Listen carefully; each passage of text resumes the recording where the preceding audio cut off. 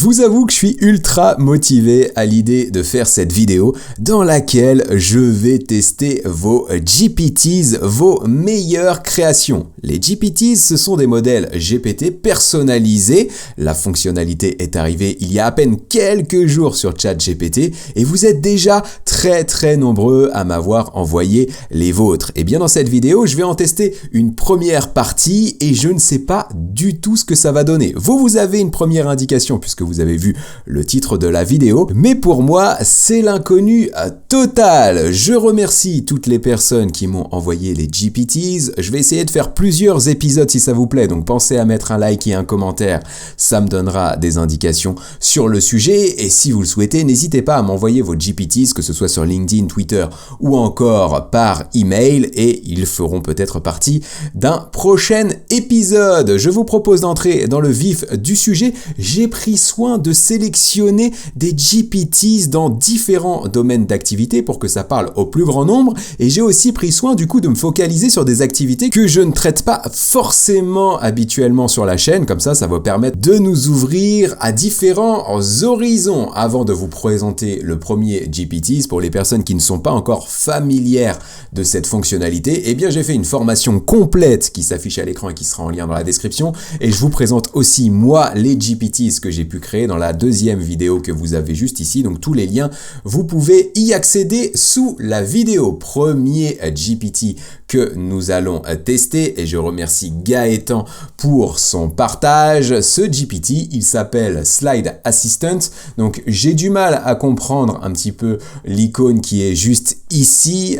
Peut-être qu'il serait à retravailler pour que ce soit peut-être plus percutant si tu souhaites partager ce GPT sur le store notamment, qui devrait sortir dans quelques jours maintenant. Mais la promesse, en tout cas, elle est vraiment très forte, et évidemment, ça m'intéresse. La promesse, eh bien, c'est de créer des présentations PowerPoint, donc un format .vba que vous allez pouvoir directement importer dans PowerPoint pour avoir concrètement une présentation clé en main, donc avec les slides qui vont bien, avec les textes qui vont bien et les illustrations qui vont bien. Et je vous propose de tester directement le GPT de Gaëtan, et donc on a deux options ici. La première option, c'est de lui dire qu'on souhaite qu'il rédige une présentation sur un certain sujet. La deuxième option, a priori, c'est de lui fournir un document pour qu'il convertisse ce document en présentation PowerPoint. Les deux sont intéressantes. Moi, je vais cliquer sur la première pour voir ce que ça donne, et donc quand je clique dessus, j'arrive avec un prompt qui est templatisé, c'est-à-dire avec des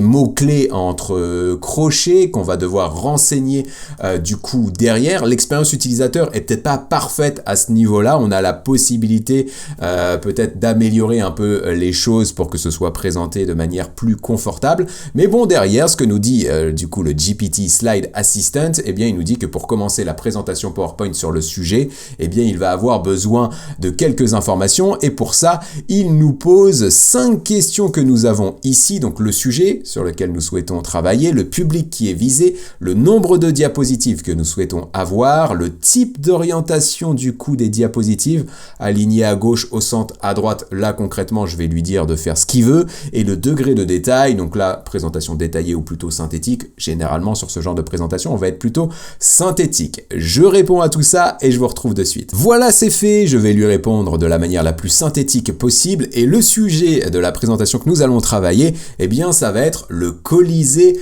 à Rome. C'est mon monument préféré, donc on va pouvoir se faire une petite présentation sur le sujet. On va dire que la présentation, elle est à destination des touristes français. Pour le nombre de diapositives, je vais rester sur 5 pour que ce soit le plus court possible. Comme je vous le disais tout à l'heure, pour le type d'orientation, moi là-dessus, je préférerais que ce soit le GPT qui me fasse ses meilleures préconisations sur le sujet, donc je sais pas si c'est très intéressant d'avoir cette fonctionnalité. Tu pourrais y réfléchir, Gaëtan. Et enfin, pour le niveau de détail, pour que ce soit le plus rapide possible, là je vais dire synthétique. Finalement, ça aura peu d'impact sur le jugement de la performance du GPT. Je lance la mécanique et on va voir ce que ça donne. Et bien voilà, ce sont les aléas du direct, donc non, on va pas voir tout de suite ce que ça donne, puisque j'ai atteint mon cap de messages avec GPT-4, on est limité à 50 messages tous les 3 heures, et ce nombre de messages, j'ai l'impression qu'il peut être réduit si nous utilisons des fonctionnalités avancées comme le partage de documents, j'ai l'impression que maintenant ça a un impact et qu'on est limité encore plus dans le nombre de messages, donc moi j'ai 2 petites heures pour tout vous dire à attendre avant de reprendre le tournage de cette vidéo, mais pour vous, ça va être immédiat. Et voilà, j'ai récupéré mes quotas de messages, on va enfin pouvoir découvrir la présentation PowerPoint réalisée par le GPTs de Gaëtan sur le Colisée à Rome. Donc là, pour le moment, il nous remercie pour les précisions et donc il nous dit qu'il va travailler un plan pour la présentation PowerPoint sur le Colisée avec un format synthétique en 5 slides. Donc là, il prend bien en compte les éléments que je lui ai présentés dans ma réponse. Et donc, comment ça se présente derrière? Eh bien, il va nous décrire chacune des slides. Slide numéro 1, introduction au Colisée. Donc, on a un titre, on a des points clés qu'on pourra aborder dans la slide. Et on a un truc que j'aime bien, les notes pour l'orateur ici, qui explique, qui donne des conseils sur comment bien animer la slide. Ça, je trouve ça pertinent. J'ai testé des solutions de création de PowerPoint avec l'intelligence artificielle et le petit plus ici, je trouve que ça fait quand même la différence en termes d'expérience utilisateur, donc bravo pour ça à Gaëtan. D'ailleurs, on se retrouve avec les 5 slides. Alors là, moi, ce qui va me poser un petit peu souci dans le GPTs, c'est qu'en fait, je m'attendais vraiment à ce que le process se déroule de A à Z, du début à la fin, sans aucune intervention supplémentaire de ma part, puisque quand on arrive sur le GPTs, c'est présenté de cette manière, et donc là, je vais tout simplement lui demander de me créer, de me fournir le script VBA et d'illustrer les slides pour voir comment ça se passe. Donc voilà, c'est fait, je lui demande le script VBA que je pourrais ajouter sur mon PowerPoint et d'intégrer une illustration par slide. Donc là, il me dit qu'il va devoir créer cette macro PowerPoint et qu'il va donc le faire, et voilà, il est en train de rédiger du coup le script VBA ici que je n'aurai plus qu'à copier dans un module PowerPoint. Si vous ne connaissez pas, c'est pas très compliqué et je pense que vous pouvez rapidement trouver le tutoriel sur internet, mais une fois que j'aurai copié-collé ça, et bien en fait ça va créer automatiquement les slides dans mon PowerPoint, donc je vais gagner un temps précieux. Néanmoins, la petite chose qu'on remarque ici, et ça enlève aussi un petit peu à l'expérience utilisateur de Slide Assistant, c'est que en fait les illustrations, non, il ne peut pas les intégrer dans un VBA, donc en fait il va peut-être les générer derrière le script qu'il est en train de travailler, mais je devrais les ajouter à la main. C'est un petit détail, mais du coup on n'est pas dans un process full automatisé. Donc là on arrive à la fin de la création du script, donc on va pouvoir voir juste derrière si il va générer automatiquement les images ou si je vais devoir lui demander. Petit point super satisfaisant, derrière Gaëtan a pensé à ajouter un mini tutoriel ici pour bien utiliser le script VBA. Donc vous le voyez, c'est pas très compliqué, vous allez dans insérer module et vous copiez-coller le script que vous avez juste ici et ça créera automatiquement les slides. Par contre, je n'ai pas les illustrations, donc là une nouvelle fois ça va me demander une intervention et je vais devoir lui demander de créer les images. Donc voilà, c'est fait, je lui ai fait la demande très simplement. Il est en train de créer les images pour ma présentation PowerPoint et on va voir du coup ce que ça donne, est-ce que c'est pertinent ou non. Donc voilà, c'est fait. Donc il y a une image, une première image qui apparaît, une belle image du Colisée sous le soleil de l'Italie, donc plutôt intéressante, et donc on pourra l'utiliser pour notre présentation PowerPoint. Mais voilà, là il s'arrête là, je lui ai demandé les illustrations, donc comprendre une illustration par slide, et pour le coup il m'en fait qu'une seule, donc là je devrais lui demander derrière, ou en tout cas repréciser la demande pour qu'il me fasse toutes les illustrations. Donc pour faire un petit feedback sur le GPTs de Gaëtan, vous retrouverez bien entendu les liens de tous les GPTs que je teste dans la description et vous pourrez vous aussi les essayer de votre côté pour voir ce que ça donne.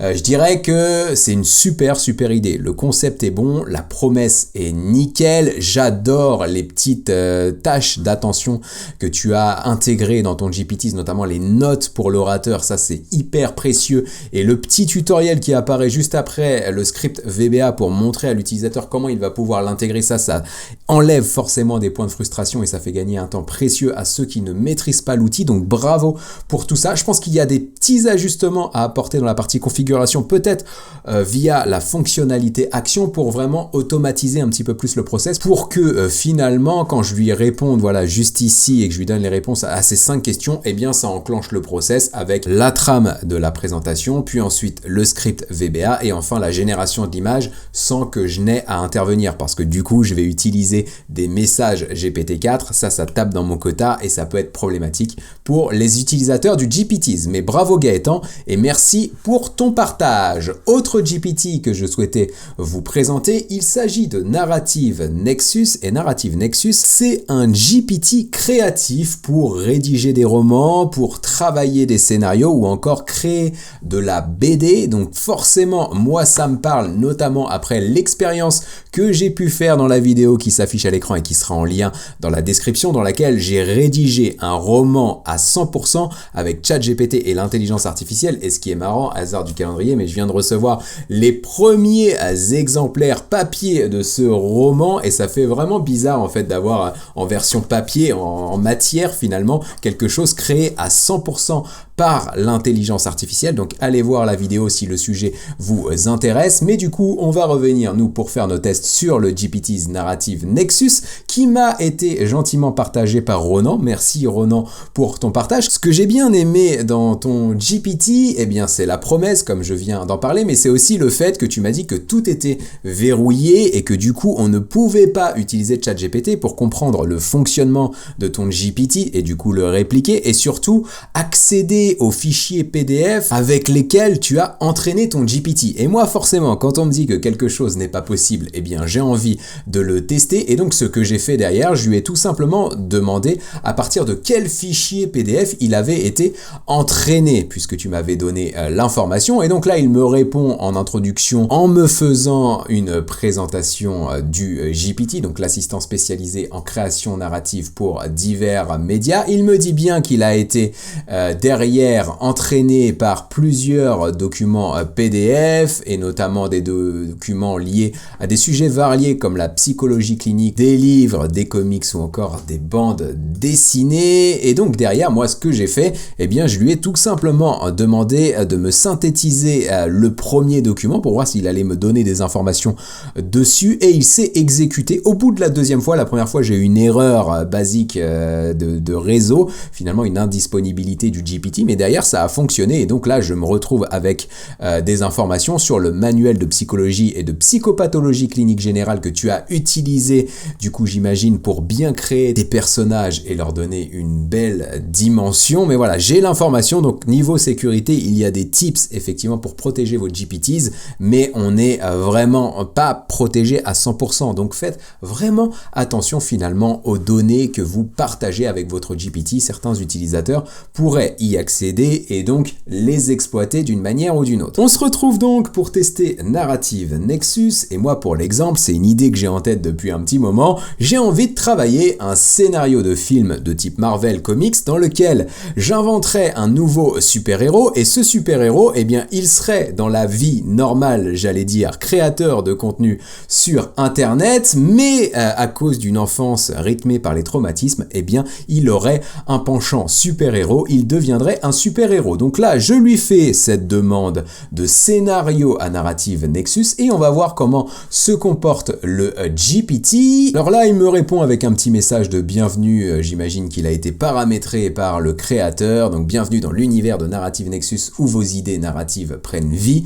Je trouve ça intéressant et donc derrière eh bien il va suivre un process pour créer mon personnage de super-héros, qu'il soit unique et captivant. Et donc ce qu'il nous dit, eh bien c'est qu'il nous dévoile ici quelques idées pour enrichir son profil. Donc c'est là où je pense les documents PDF sur lesquels a été entraîné un Narrative Nexus font sens. Donc l'origine des pouvoirs, donc ses capacités surhumaines pourraient être liées à son activité de créateur de contenu.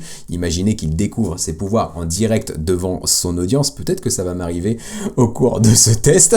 Traumatisme de l'enfance, on pourrait développer ça. Une double identité, son identité de créateur de contenu pourrait servir de couverture, lui permettant d'accéder à des informations et des lieux autrement inaccessible, ça c'est plutôt intéressant, un conflit intérieur ou encore des alliés et ennemis. Et donc derrière, il nous dit pour stimuler davantage votre inspiration, je pourrais créer une image conceptuelle de ce super-héros. Donc là, c'est pas mal. Je m'attendais quand même peut-être à plus de détails d'un point de vue caractéristique, d'un point de vue personnalité de mon super-héros. Peut-être que je devrais tout simplement lui faire la demande. Là, tu me diras forcément si j'utilise bien ton GPT ou si du coup il y a des meilleures techniques pour l'utiliser, mais comme je me positionne comme un utilisateur lambda, si c'est le cas, ça voudrait dire que tu as sans doute des améliorations à apporter dans tes paramètres. Mais donc là, je vais lui dire oui, tout simplement. J'aimerais bien avoir un visuel du coup de mon super-héros pour voir ce que ça donne. Donc là, logiquement, Narrative Nexus va s'exécuter. Voilà, il active la fonctionnalité DALL-E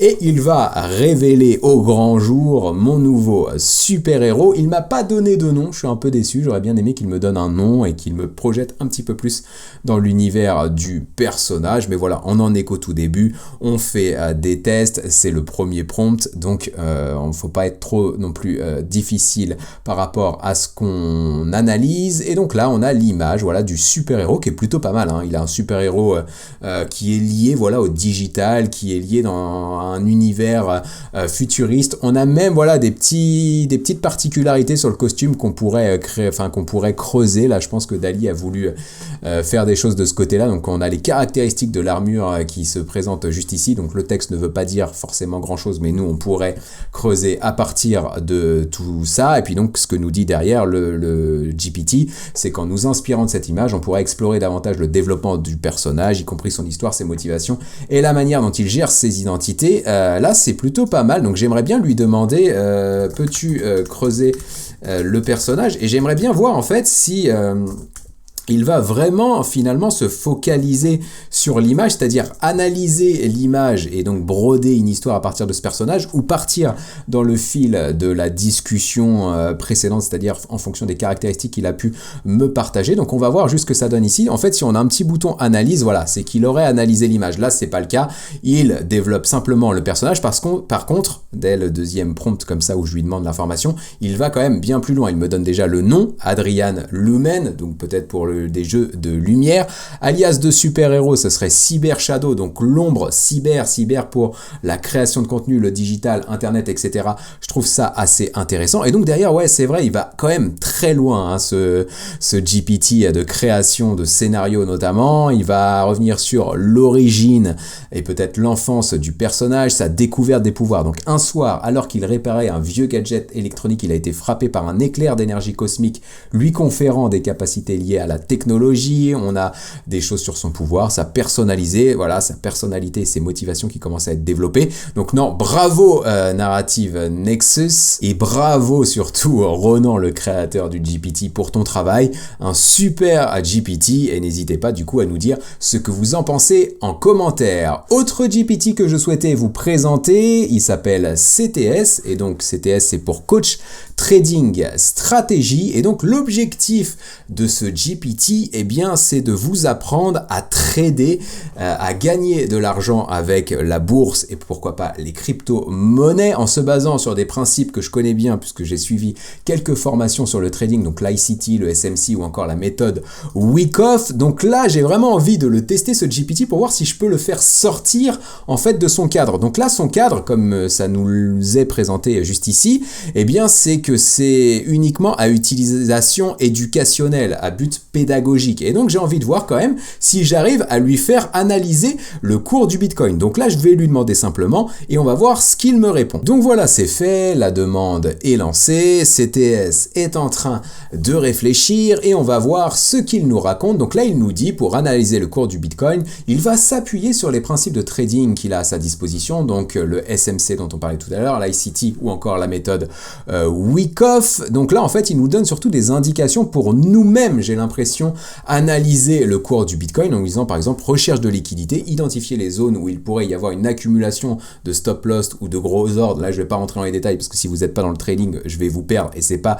du tout le but. Mais là j'ai l'impression qu'il reste vraiment dans l'aspect pédagogique et qu'il va pas me donner une information, il va pas me donner son avis entre guillemets ou une prédiction sur le cours du Bitcoin. Là on est vraiment dans de l'éducationnel. C'est d'ailleurs ce que nous dit la conclusion ici. On a une vue conceptuelle basée sur certaines méthodes, mais en fait on n'a pas d'informations sur le cours du Bitcoin. Et moi je vais quand même essayer de le détourner en allant du coup sur un site qui s'appelle CoinMarketCap qui permet d'avoir une visibilité notamment sur les crypto-monnaies. Et ce qu'on va faire ici, c'est que je vais récupérer cette courbe du Bitcoin qui est sur 7 jours, donc une courbe en hebdomadaire. Et en fait, tout simplement, eh bien, je vais la partager avec le GPT et on va voir s'il arrive à l'analyser. Alors voilà, c'est fait. Je lui ai partagé la capture que nous avons récupérée sur CoinMarketCap et donc je lui demande d'analyser la courbe du Bitcoin en fonction finalement de tous les points qu'il vient de me partager dans son cours de trading. Et du coup, on va voir s'il s'exécute ou s'il reste vraiment dans la pédagogie. Alors voilà, donc il a pris connaissance de l'image, donc il comprend que c'est un graphique de l'évolution du prix du Bitcoin et il nous dit qu'il va utiliser les principes des méthodes qu'il nous a partagées précédemment pour nous donner son avis. Donc là, il nous donne une analyse générale. Tendance à long terme, on observe une tendance globale haussière avec des pics et des corrections significatives. Donc là, il nous donne quand même des indications. C'est vrai que si on traçait une ligne ici un petit peu sur les points bas, on verrait que ça monte progressivement. Donc est-ce que le Bitcoin va monter? Là, je ne fais pas du tout de conseils en investissement, donc je me prononcerai pas. Mais en tout cas, selon le GPT que nous sommes en train de tester, on a l'impression que oui. Il nous dit que la courbe montre cependant une chute récente des prix indiquant une correction ou un changement de tendance possible. D'ailleurs, il nous parle de zone de liquidité, d'action sur des prix. Donc j'ai l'impression quand même qu'il fait une analyse plus ou moins poussée du prix du Bitcoin. Donc il nous dit qu'il y a des points clés à surveiller, qu'il y a des mises en garde. Il se mouille pas plus que ça, mais mine de rien, je pensais qu'il resterait vraiment dans le pédagogique en me disant moi je peux pas l'analyser, mais voilà comment toi tu peux le faire puisque c'est la vocation du GPT. Donc peut-être là du coup dans les configurations, ça serait intéressant de mettre que le GPT ne doit pas du tout se lancer dans des analyses et simplement donner des indications pour que l'utilisateur du GPT puisse lui-même faire les choses. Donc voilà pour ce GPT et on va passer au suivant, le GPT suivant qui s'appelle Master Prompt, qu'il m'a été partagé par Johan. Merci Johan pour le partage. Et là où ce GPT est très intéressant, c'est qu'en fait il est basé sur une technique, sur un prompt que j'ai partagé sur la chaîne et qui a plutôt bien fonctionné parce que vous m'en parlez régulièrement. Ce prompt il s'appelle Promptor, j'en parle dans la vidéo qui s'affiche à l'écran et qui sera en lien dans la description. Et le fonctionnement de Promptor il est très très simple. L'idée en fait c'est de vous aider à rédiger la meilleure demande possible à ChatGPT pour avoir le meilleur résultat possible. Pour ce faire, vous allez lui dire quelle thématique sur laquelle vous souhaitez travailler. À partir de là, Promptor va vous faire une première version du prompt que derrière, il va critiquer lui-même en lui apportant une note de 0 à 5 étoiles et derrière, il va donner des éléments pour améliorer ce prompt. On va lui donner des informations supplémentaires et une fois qu'on aura fait ça, il va retravailler le prompt pour améliorer sa note sur 5 étoiles et il va répéter le processus jusqu'à temps qu'on atteigne un prompt parfait, un prompt 5 étoiles sur 5. Vous pourrez le tester parce que honnêtement, il est très très performant et il pourrait vous faire gagner un temps précieux et surtout vous permettre de tirer encore plus profit du potentiel de ChatGPT. Mais est-ce que le GPTs finalement créé par Johan est pas aussi une bonne solution? On va le tester. Donc ce GPT s'appelle Master Prompt, c'est un expert en ingénierie de prompt pour ChatGPT spécialisé dans l'optimisation et l'évaluation des requêtes. Très bien, je vois qu'on a deux possibilités. C'est très bien Johan qui a pensé à changer les questions qui apparaissent juste ici et à même à en supprimer certaines. On en a 4 par défaut, lui il en a mis que 2. Soit j'ai déjà un prompt que je souhaite améliorer et je vais cliquer là-dessus et j'imagine que je devrais le copier-coller pour que Promptor s'active derrière, ou alors je n'ai pas encore de prompt et nous on va cliquer sur ce prompt juste ici, sur cette commande juste ici et on va voir ce qu'il se passe. Donc là il nous dit bien sûr, pour commencer, pour pourriez-vous me fournir quelques détails sur ce que vous souhaitez obtenir de ChatGPT? Pour l'exemple, je vais lui dire que je souhaite créer une image originale de super-héros dans un style de street art pour décorer mon salon. On va voir ce qui se passe du coup derrière tout ça. Donc il me dit que c'est un excellent choix. Merci Master Prompt de me flatter ainsi. Et donc ce qu'il fait, voilà, il suit vraiment pour l'instant le processus de Promptor. Il est en train de rédiger un prompt pour mon image décorative. Et donc ce qu'il fait derrière, toujours dans le processus de Promptor, il donne sa critique en termes de clarté et spécificité, en termes de détails visuels et en termes d'objectifs et usages. Il attribue une note de 4 étoiles sur 5 à ce prompt qui paraît comme ça pas mal à première vue. Bien entendu, vous pourrez mettre pause pour le consulter en détail et éventuellement me dire ce que vous en pensez en commentaire. Mais donc pour suivre le processus de Promptor, et bien derrière, il nous pose des questions pour affiner le prompt. Avez-vous des préférences pour les couleurs dominantes dans l'image ou encore souhaitez-vous que le super-héros possède des pouvoirs spécifiques? Là, ce que je vais faire, c'est quelque chose que j'ai fait du coup dans la vidéo qui s'affiche à l'écran et qui sera en lien dans la description sur Promptor, c'est qu'en fait, je vais lui demander de répondre lui-même aux questions et logiquement, du coup, il va répondre aux questions, il va améliorer le prompt et il va réitérer son process de notation sur 5 étoiles. Et donc là, je lui dis, peux-tu répondre aux questions pour moi en faisant tes meilleures recommandations, fais preuve de créativité. Et donc là, ouais, il s'exécute, vraiment bravo Johan pour ton travail, on retrouve vraiment l'esprit de Promptor derrière tout ça. Donc il nous donne des recommandations pour les couleurs, donc une palette de couleurs vives et contrastées telles que le rouge, le bleu et le jaune par exemple.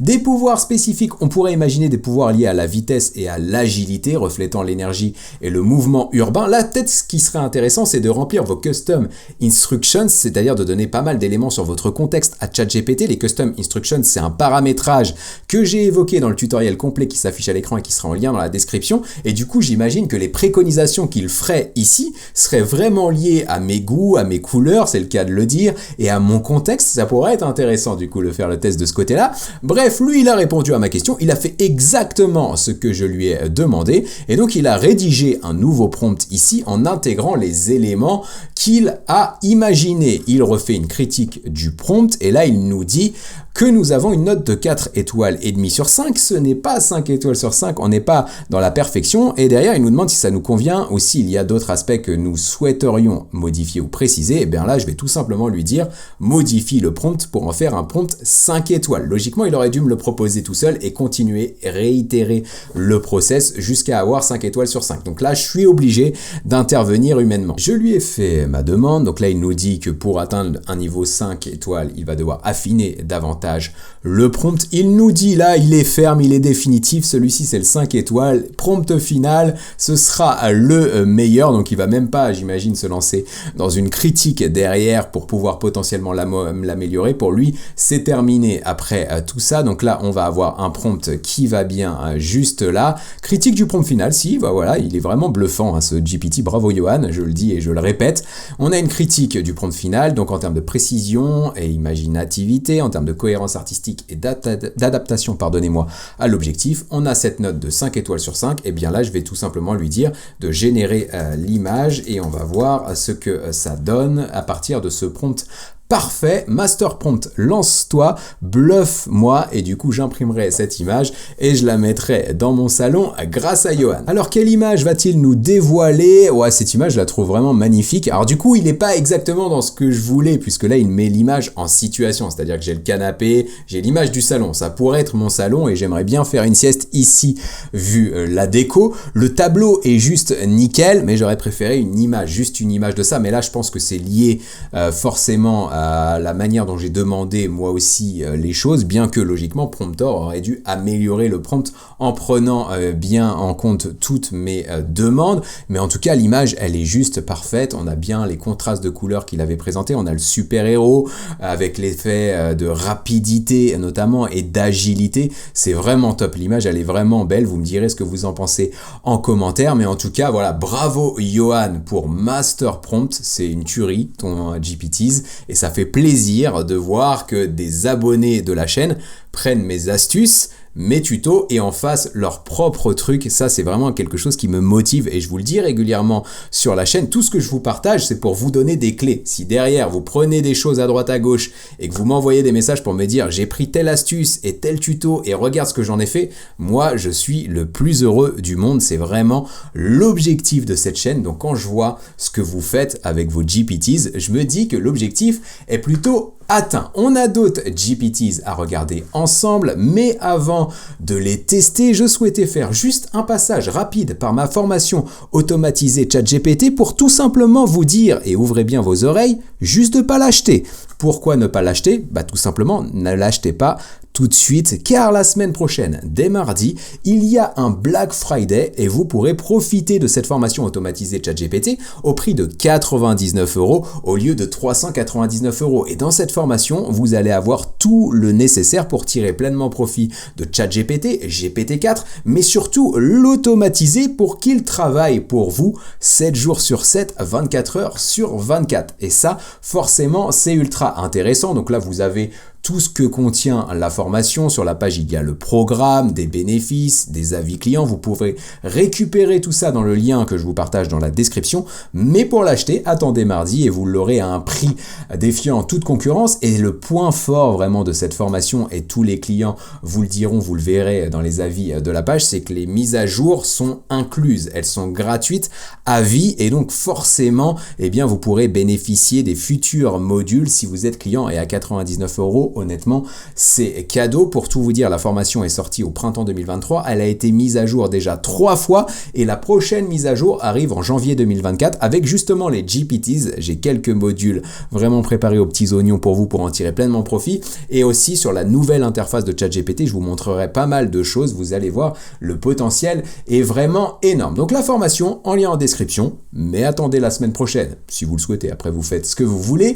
Nouveau GPTs que je souhaitais vous présenter, il s'appelle Gepetto. Alors déjà, j'adore le nom, donc merci Jean-Noël de m'avoir partagé ton GPT. Juste pour le nom, j'en suis satisfait. Ce que j'ai plus sérieusement bien aimé avec ton GPT Jean-Noël, c'est que tu l'utilises dans un but pédagogique pour ton école. En fait, Jean-Noël, il est responsable pédagogique à l'école LDLC et donc il intègre ce GPT dans les cours et il le propose à ses étudiants pour qu'ils puissent progresser sur les thématiques qu'il travaille. Et ça, moi, ça me plaît. Pourquoi? Parce que je pense que l'éducation nationale a vraiment un rôle à jouer d'un point de vue intelligence artificielle. Je pense que nos enfants, dès le plus jeune âge, presque j'ai envie de dire, et j'aurai des exemples pour vous dans d'autres GPTs, ils devraient commencer à toucher à l'intelligence artificielle parce que ça fera partie intégrante de leur quotidien quand ils seront plus vieux, quand ils seront adultes et quand ils seront dans la vie professionnelle. Et si on ne les prépare pas, on aura, comme bien souvent avec les nouvelles technologies en France, on aura un retard sur les autres pays qu'on aura du mal à rattraper. Et donc, pour ce GPT, il est spécialisé dans un aspect pédagogique, mais dans des univers que je ne maîtrise pas parfaitement, qui sont des univers de développement et d'informatique. Donc là, vous voyez du Python, vous voyez de l'IoT, qui est l'Internet des objets. Donc là, déjà, pour le tester, ce que je vais faire, c'est que je vais tout simplement lui demander comment il fonctionne et je vais lui demander des usages bluffants un petit peu qu'on pourrait tester pour voir ce que ça donne. Et voilà, j'ai lancé la demande, Gepetto s'est exécuté. D'abord, il a commencé par se présenter. Je suis Gepetto, un GPT génératif Pre-trained Transformer, ça c'est pour votre culture, spécialisé dans l'éducation technique. Voici comment je fonctionne et 5 utilisations étonnantes à tester. Donc là, on a le fonctionnement du GPT et juste ici, je vous laisserai mettre pause si vous souhaitez en prendre connaissance. Et donc derrière, les cas d'utilisation qu'on pourra tester, c'est l'assistance en programmation, Python et Processing. Donc j'ai l'impression qu'on peut l'utiliser pour apprendre Python, notamment aide pour projet d'Internet des objets et d'Arduino juste ici, soutien personnalisé, résolution de problèmes techniques ou encore exploration créative. Moi, j'aimerais bien le tester dans un but de formation et je vais tout simplement lui demander de m'aider à me former à l'Internet des objets, par exemple, et en lui disant bien que je suis de niveau débutant et on va voir ce qui se passe. Et donc, là, je vais devoir m'arrêter de nouveau puisque j'ai encore une fois atteint mon quota de messages GPT-4, donc vous, c'est pareil, ça va être immédiat. Et pour moi, je vais devoir tout simplement patienter, et pour tout vous dire, ça va être la vidéo la plus longue à tourner que j'ai réalisé sur la chaîne puisque j'y suis depuis 8 heures maintenant et que je vais devoir patienter encore et que du coup ma journée aura été très très longue. Donc pour le coup j'en profite, n'hésitez pas, lâchez-vous sur la barre de like, lâchez-vous sur les commentaires, ça m'aide pour le référencement et moi très honnêtement ça me donnera de la force, j'en ai vraiment besoin à ce stade de la vidéo. On sort d'une bonne séance de méditation.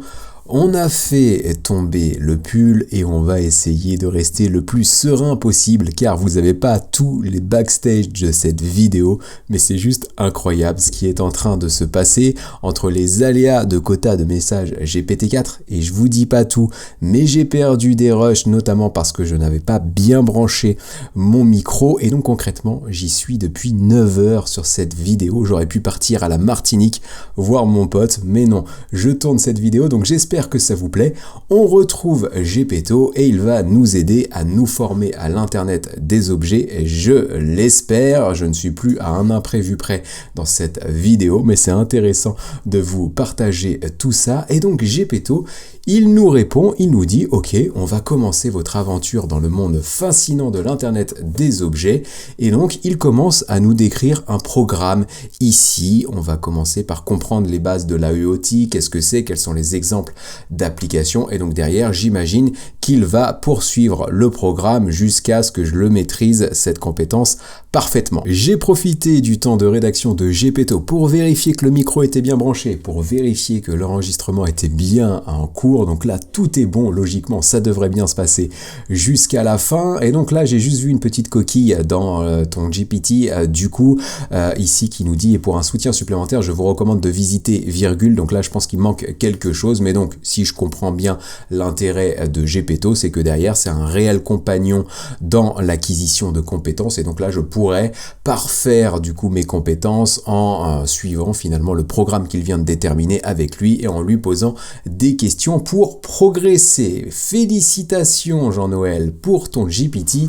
Et maintenant, on va passer au GPT suivant. Coach parental positif et drôle. Je sens que je vais en avoir besoin pour ce week-end parce que ma patience a forcément été entamée par cette vidéo et il pleut énormément en Normandie. Donc je vais devoir rester calme par rapport aux enfants qui seront agités dans la maison ne pouvant pas sortir. Donc Svetlana, je te remercie pour le partage de ce GPTs qui est un coach pour conseils parentaux et ce que j'ai bien aimé du coup dans ton GPTs, c'est qu'il y a de l'humour et qu'il y a de la bienveillance. Et donc pour le tester, ce coach parental, eh bien je vais tout simplement lui demander comment je peux gérer la frustration de mes enfants, comment je peux gérer leurs caprices de la meilleure des manières possibles et on va voir ce que ce GPT me répond. Et voilà, donc j'ai rédigé la demande la plus basique possible, comment gérer les caprices de mes enfants et donc derrière ce que j'aime bien, voilà, c'est cette petite touche d'humour. Bravo Svetlana pour ça, je trouve que c'est super pertinent pour ta cible du coup par rapport à ce GPT. Il nous dit,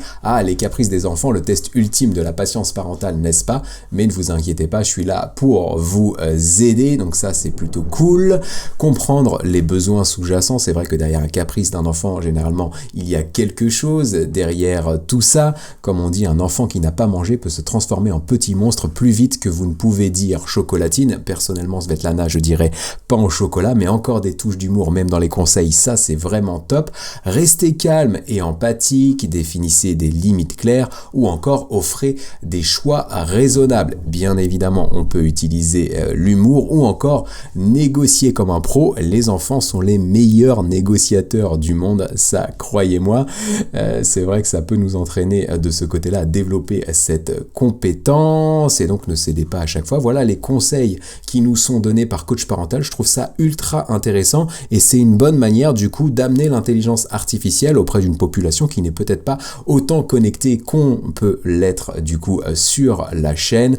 Et la conclusion, en fin de compte, chaque enfant est unique. Ce qui fonctionne pour l'un peut ne pas fonctionner pour l'autre. Avec de la patience et de l'empathie et un bon sens de l'humour, on peut transformer les caprices en opportunités d'apprendre d'apprentissage, et bah ça c'est top, ça va me faire mon week-end. Merci Svetlana pour le partage de ton GPT. Maintenant on va aller voir le GPT de David qui s'appelle Tisseur d'histoire et qui est là aussi à destination des enfants, écrire une histoire pour enfants de 7 ans et plus. Et à vrai dire, ce GPT il m'intéresse vraiment parce que j'ai l'habitude d'animer des ateliers avec mes enfants sur l'intelligence artificielle. Pour tout vous dire, le week-end dernier, toujours un week-end pluvieux, j'ai organisé un atelier dans lequel ils ont créé leur super-héros avec l'intelligence artificielle. L'idée c'était qu'ils dessinent sur une feuille leur super-héros, celui qu'ils imaginaient, et du coup derrière j'ai utilisé ChatGPT et notamment DALL-E 3 pour prendre leurs dessins et les transformer, leurs super-héros, dans des super-héros de type Pixar, comics, Marvel, et du coup ils ont tellement aimé cet atelier et tellement aimé le rendu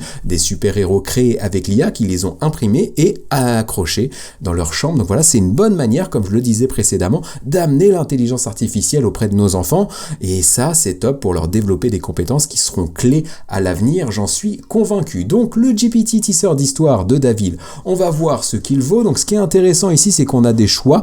Parfois nos enfants nous demandent une histoire et on ne sait pas quoi raconter, et bien là David nous prémâche le travail en nous disant qu'on peut écrire une histoire sur une forêt magique ou encore créer un conte d'un jeune détective. Donc moi ce que je vais faire, eh bien c'est que je vais tester cette fonctionnalité, créer un conte d'un jeune détective, et on va voir ce qui se passe juste ici. Parfait, nous allons créer un conte sur un jeune détective, mais avant de commencer, souhaitez-vous donner des détails spécifiques sur l'histoire, comme le nom du détective, l'époque, le lieu, ou d'autres éléments, ou préférez-vous me laisser libre de développer l'histoire? Eh bien là, je vais lui dire que je souhaite donner les détails. Là, je me projette avec mes enfants en train de lui dire, bon bah ok, l'histoire, on va la créer ensemble, donc si on peut répondre aux questions de ce GPT ensemble, et donc faire de la co-construction de l'histoire, ça peut être hyper intéressant. Donc là, on a des questions qui sont présentées juste ici. Moi, je vais y répondre très rapidement, comme pourrait le faire un enfant, et on se retrouve pour le résultat. J'ai mes réponses, donc le nom du détective, ce sera détective Gepetto, le lieu de l'histoire, ça sera la ville du Havre où je suis.